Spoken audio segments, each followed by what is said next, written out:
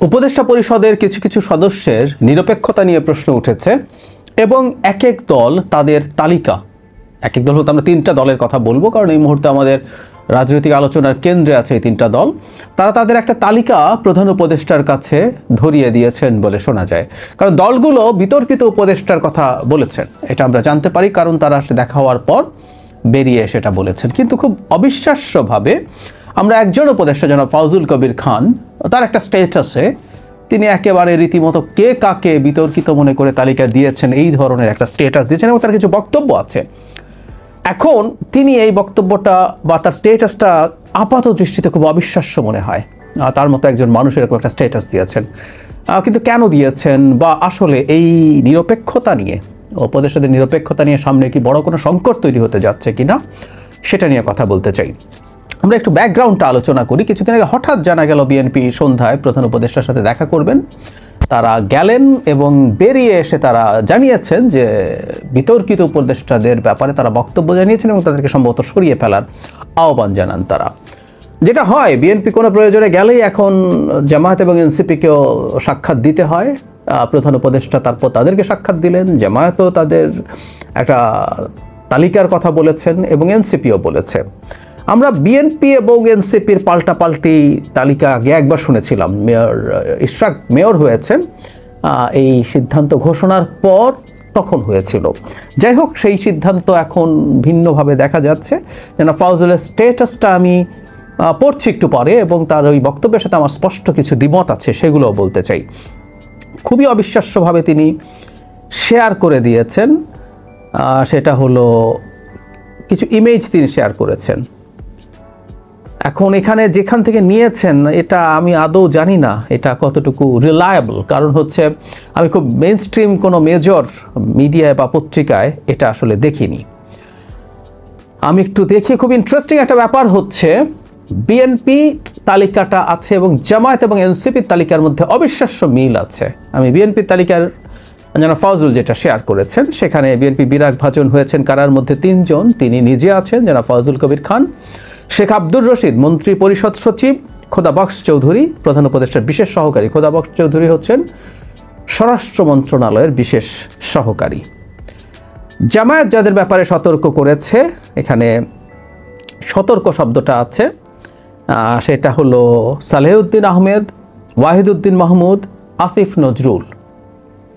NCP কাদেরকে নিয়ে শঙ্কিত, মজার ব্যাপার এই 3 জন তো আছে, জামাতের 3 জন কমন, সাথে আদিলুর রহমান খান এবং জনাব আসাদুজ্জামান।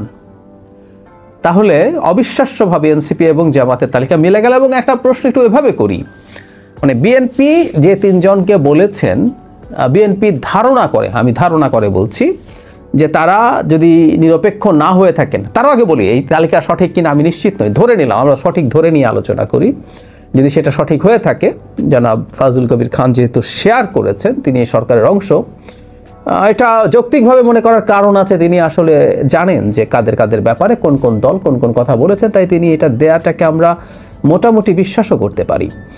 এখন বিএনপি তার মানে এই 3 জনকে মনে করছেন, বিএনপি মূলত যারা জামায়াতের সাথে অ্যালাইন্ড এরকম কাউকে টার্গেট করবেন। যদি এই 3 জনকে বিএনপি তা মনে করে থাকে, আমি আবার বলছি আমি নিশ্চিত নই, কিন্তু যদি মনে করে থাকেন, এদের কারো ব্যাপারে এনসিপির কোনো সমস্যা নেই, মানে জামায়াতের সাথে যদি অ্যালাইন্ড হয়।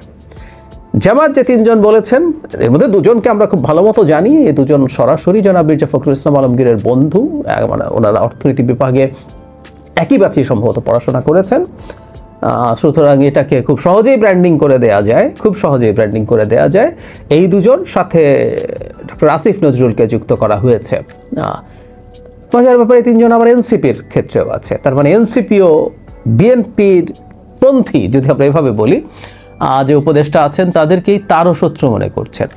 খুবই ইন্টারেস্টিং, খুবই চমৎকার। যদিও এখানে একটা জিনিস আমি জানি না, বিএনপি এর আগে যখন জনাব ইশরাক হোসেনকে নিয়ে সমস্যা হচ্ছিল, তখন 2 জন ছাত্র উপদেষ্টার ব্যাপারেও অবজেকশন জানিয়ে, তখন সেটা প্রকাশ্যে অবজেকশন জানিয়েছিলেন। তার সাথে জনাব খলিলুর রহমান, যাকে আমি ডিফ্যাক্টো ডেপুটি চিফ অ্যাডভাইজার বলি, উনি অনেক অনেক গুরুত্বপূর্ণ পদে আছেন, এই 3 জনের কথা বলেছিলেন। এবং তখনও এনসিপি এই 3 জন, বিশেষ করে আমরা জানি জনাব সালেউদ্দিন আহমেদ, জনাব ওয়াহিদুদ্দিন মাহমুদ এবং জনাব আসিফ নজরুল, এই তিনজনের ব্যাপারেই বলেছিলেন।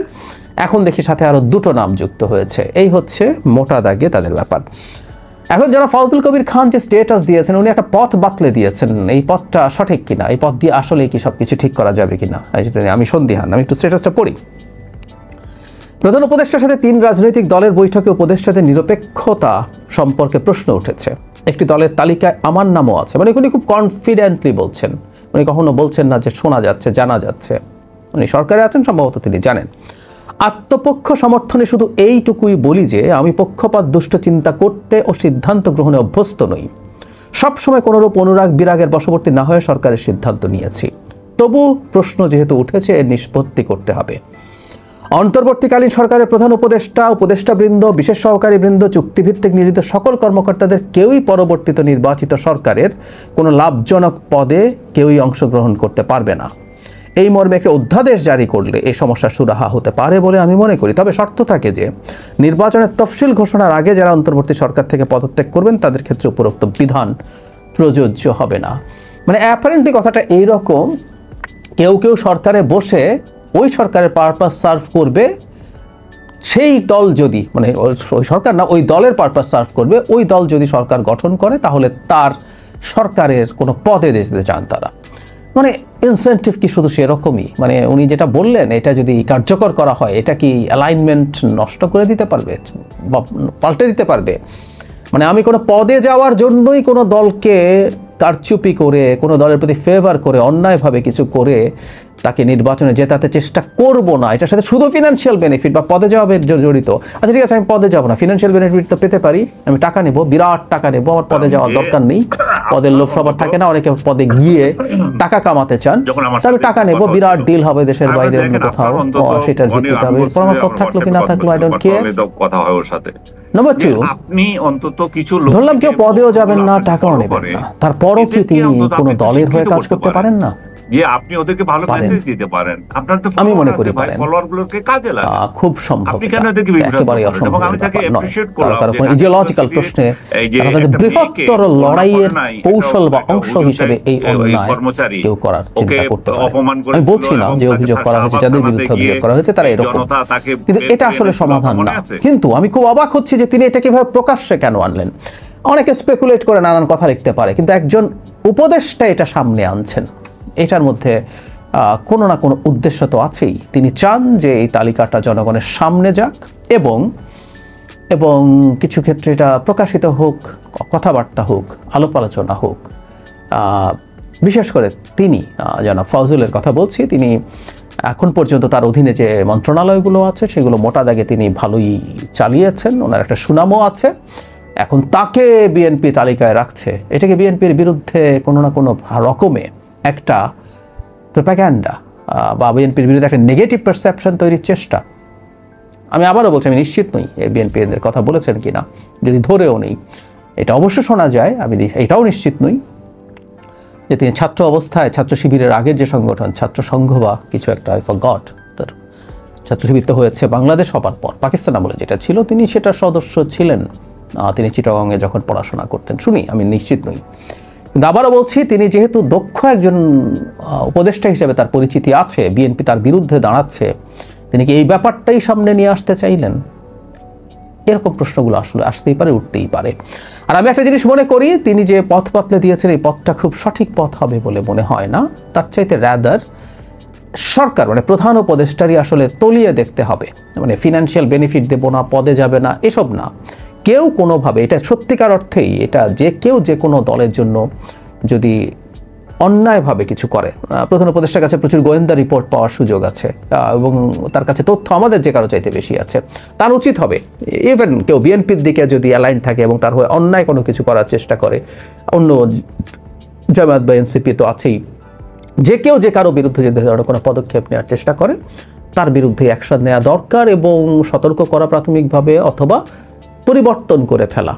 এই নির্বাচনকে কোনোভাবে বিতর্কিত করার মানে সুযোগ দেওয়া উচিত, এমনকি সম্ভাবনা অতি কম থাকলেও সেই সম্ভাবনাটাকে মানে গুরুত্ব দিয়ে ডিল করা উচিত।